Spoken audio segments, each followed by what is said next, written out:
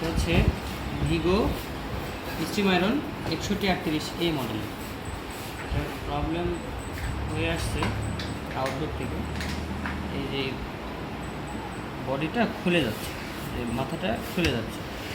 খুলে দেখি এই সমস্যাটা, এই স্ক্রুটা এইভাবে লাগানো থাকবে, কিন্তু এই থ্রেডটা, এখানকার যে থ্রেডটা থাকবে, এই থ্রেডটা গলে গেছে, ভেঙে এই পাশ দিয়ে স্ক্রু এটার সাথে লেগেই আছে, কিন্তু এটার সাথে থাকতেছে না।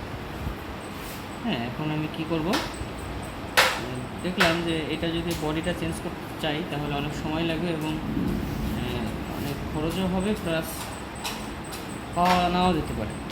তো আমি কী করলাম, স্ক্রুটা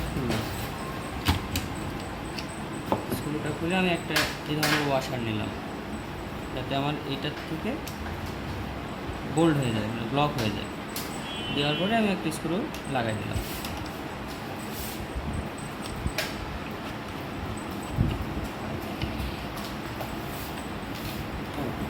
স্ক্রু লাগিয়ে দিলাম, এখন আমার একদম হয়ে গেছে, ফিনিশিং ভালো হয়েছে। ফিনিশিং ওকে, এটাও আর সমস্যা হবে না। ঠিক আছে, ধন্যবাদ।